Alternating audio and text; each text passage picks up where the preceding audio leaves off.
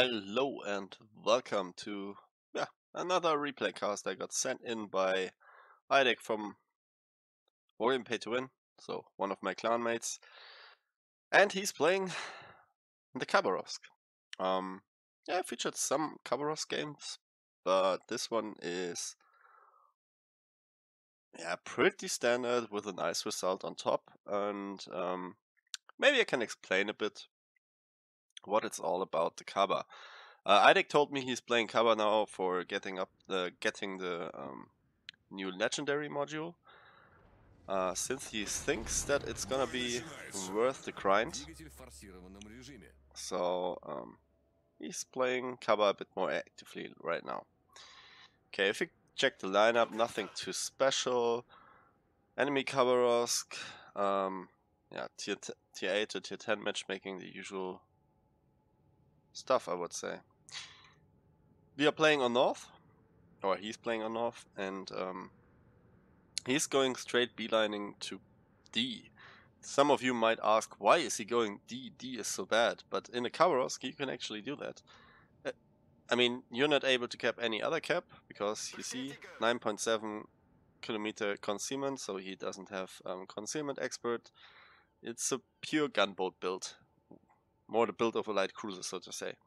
And he just utilizes the speed, which is actually 46 knots, and tries to sneak to the D cap and maybe get it before some other DD or the enemy is realizing, okay, with the fast ship you can go there. Also, the Khaba doesn't have to fear if there's something coming to D, because he can always evade, and if there's a DD, he can just pressure him away from D. There's normally not too much backup in this area here, unless the enemy is completely going D. Well, then he needs, of course, to retreat, but otherwise than that, he can still try. And that's really getting a quick cap. You can also go like above here and then go in behind the enemy lines and be a nuisance to all of them. Okay, he got recently spotted, which tells me at least, and probably himself as well, that there is an enemy destroyer approaching the D cap as well. If the enemy destroyer is smart, he's just pissing off, but yeah. In the Khaba you can even hunt DDs down if needed. And if you don't run into heavy enemy forces. So, as I said, the only threat that can happen to him is that he's running into torps. Yeah, that Shima maybe turned away a bit too late and is now enjoying is the wrong word probably, but in huge trouble, so to say. But he has a Turpets as backup, which is also not such a big deal for the Khaba. Of course, he's in the secondary range, but it seems as if the Turpets doesn't have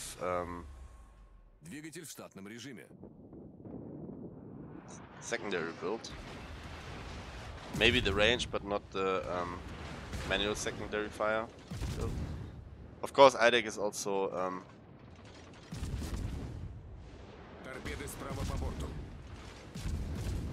kiting away now, the usual stuff. As I said, light cruiser, and is hammering that Turpets. And the Turpets is completely focused on the wrong target. Yeah, the Atago is a threat, but by that damage the Khaba can put out and how many fires that he can set, the Khaba is always the way bigger threat. Also switching here now to AP, but I think the Turpets is angled a bit too much. So he switches back to HE, yeah. So Turpets is burning quite nicely. I think he has 3 fires if he doesn't run fire prevention, which costs him a lot of HP, and that's what I mean. You can't do this against the Khaba. At least not against the Khaba who knows what he's doing. So that would be fire number 4. And Turpets is still burning, so he doesn't have the damage con. He absolutely used it too early, and yeah, he's now paying a big price for it. Yeah, you see the fire chance here, or the fire chance isn't so great, but with the rate of fire of the Khabarovsk, it's gonna be hilariously. And yeah, you're just absolutely great in murdering almost everything except... Yeah, in the Kaba you only have to worry cruisers with, yeah, so to say, railguns. So Hindenburg, Zao, Moskva, that are your biggest foes, to say. So always try to avoid them. Smart teams and smart battleships will position DD, then cruiser, and then shortly behind the battleship, and so you're kind of safe. So if you're alone with a battleship and you know there's a Kaba and you expect him to be a good player because he's probably a member of whatever clan, TWA, Omni, Pay to Win, all these good clans, then don't go alone, especially not to such off map. And of course there's the Shima, but what can the Shima do except for hitting a lucky torp on the Kaba? Idek is evading here all the time, so it's quite rare that he's running into any torps. Yeah, so far he is not so lucky with hitting something on the Atago, who beached himself now at the edge there. AP, like on all Russian ships, is really potent as well on broadsides. As I said, you can like chunk down ships really quick with this, and especially like Atagos who don't even have the rate of fire. The thing with the Atago, in this case the Takao, the yeah, what is it, the variant that has a worse concealment because the camouflage doesn't count. He has such a slow rate of fire. If I would be that Atago, I would be trying to not shoot, getting dark, and maybe sneak on the Khabarovsk. That's the only thing he can do. Or maybe just stay completely dark and just torp. But you see, that guy didn't even turn his guns yet, so not really experienced player, I can say. Okay, he gets a nice chunk, but only because Idek stopped. And I think he wanted to juke the shots, but I guess it was either bad aim or just good aim by the Atago. Who knows? So he's going AP on a full broadside cruiser. That's really potent. Yeah, almost 2k salvos every time. And yeah, the Atago isn't even bothering to turn in, which is quite questionable. And of course, he's switching the sides, so if there were some torps thrown his path, that he can just easily throw the aim off by switching the sides, but you always should do to avoid getting torped. Alright, so after a fight and 2 kills, he managed to get the decap here, and has already gathered 80,000 80,000 damage. Yeah, what else is about the Khabarovsk? Hard to say. It was way more OP in former times. At that time it had, now we have 13.5 kilometer range, which is not that much, but earlier I think it had almost 15 kilometers of range. Yeah, it had a better concealment at even 10 kilometer torps, and it had a better radar shift. So in that regard you have to say it was quite OP, and that's justified that and a lot of people were playing it and burning down battleships. At that time they were like the better counter than almost every other ship in burning down battleships. I mean, it had better DPM than, for example, a Zao, which is quite hilarious.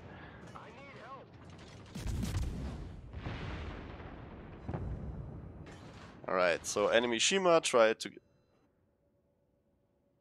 yeah, cap C. But, yeah.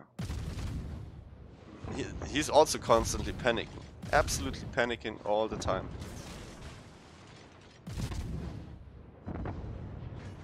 Nice smoke firing here by Idek.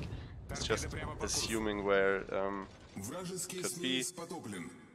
And yeah, there's the Shima gun.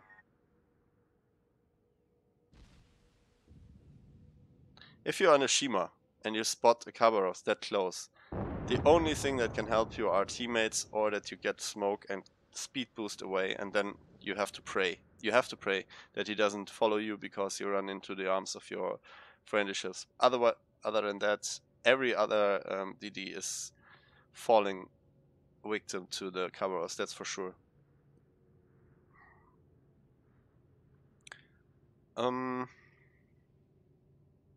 Yeah, so his team gathers now B, C, and D, but the rest of his team isn't performing that well, as we can see. Only 3 ships left against 6 enemy ships.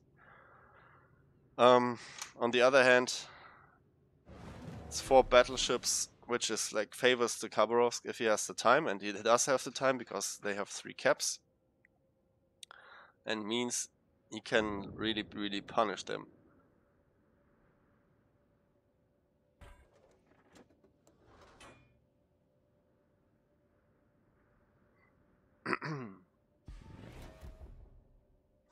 Yeah, Montana almost in range, so perfect victim. And I think what I was wondering is why Idek has only 3 consumables of each, and I assume he didn't went for how's it called, the superintendent skill. He's rather going with AFT, which increases your DPM a little bit more, I think by 10%. On the Kaba that might be quite significant. Yeah, was about to say that you should shoot AP on this range, and on broadside battleships works exactly as effective like against other ships. Yeah, hits in the superstructure, and the Montana goes down. And yeah, his team is now leading, which is pretty good. Yeah, Conqueror. I mean, I can remember if you face a really good Conqueror player, that can be really nasty because they have 11.8 kilometers concealment, and if they want to go dark and you want to shoot them, it's gonna be an annoyance for yourself in a Khabarovsk, because he's only opening up when you're close enough and when he has a good chance to hit you. And if that is happening, then you have quite a hard time, and either AP and HE are hitting really nasty. If you're, for example, in a cruiser and you have like good guns to do so, just switch to AP if the Khabarovsk shows broadside. Why is that? Well, the Khabarovsk has, unlike other DDs, a 50mm plating on the side. So in this case, the cruiser armor is arming, cruiser shells are arming, or AP shells, and can inflict a lot of damage. So if some Khabarovsk is going to be an annoyance to you, especially like for example in a Zao, then you can also sneak on him, because 9.7, 9.7, you see it? So that's why I said Zaos are kind of the natural counter of Khabarovsk correctly played. And if he turns away, you have best loaded AP, then you can get really nice volleys on the Khabarovsk with like 10k or so, and that shocks the most Khabarovsk players if you do something nasty like this. Conqueror shooting AP, is turning away. Probably miscalculated the speed of the Khabarovsk, that's also a thing. unless you know that the player is good and can estimate the speed, I can tell you the only thing you need to do is going full speed. Because if you slow down, then the same that happens to French cruisers with speed boost activated. If you slow down to dodge shells, normally they just hit, because people forget or have this like pre-aimed variant of a 30 knots cruiser, but in this case it's different then. Yeah, okay, that volley from the Conqueror was what I meant. The HE is hurting really heavily. Destroys always a lot of modules on your ship. But as you see, I mean, most of the battleships, they shoot everything, but not. I mean, did Missouri? What was his plan? Probably going into B. Not sure. Thing is, as I stated before, people underestimate the Khabarovsk a lot of times, and if they are shooting it, I mean, I had made a video a while ago where one Khabarovsk just occupied a whole flank. Okay, the enemy weren't shooting that good, but still, you add up a lot of potential damage, and you see 1 million is not much in the Khabarovsk. I had games where there were way more potential damage. I had games with almost 2 million. So every time you get shot at, relieves your teammates, so they don't get shot at. So in this case, people always state, yeah, the Khabarovsk is absolutely selfish. Yeah, in a kind of, but it also attracts a lot of enemy fire if you play it like IDEC plays here. I mean, he can't do much if the enemy is not shooting him continuously, but that tells the whole story. So it's not as selfish as some might think. Okay, so now he gathered 8 kills, 2 caps, Confederate, high caliber Kraken. Yeah, I would say he carried the game in the end. But yeah, 4 enemy battleships left. I didn't expect much of them, and here's the result why.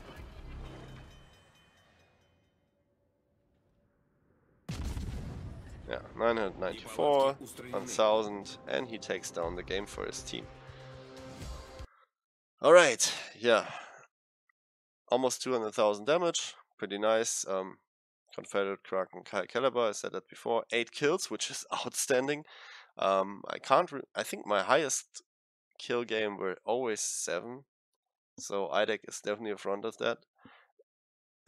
In front of me, and yeah, is doing a great job. If IDEC is nice, he might leave his captain build in the comments for all those who are interested. Other than that, yeah, almost 3k basic speed, which is also pretty nice as a top tier. Yeah, leave your captain build please in IDEC if you see that, where I'm 100% sure about, and maybe you can also add some more detailed info what your plans were, but I'm always assuming what you were up to, but since I know how to cover as well, I would say really nicely played, nice carry, and yeah, everybody is envying you for these 8 kills because you rarely get them. Alright folks, if you liked that video, give it a like. If you aren't if you have a comment to make, just put it down below under the video.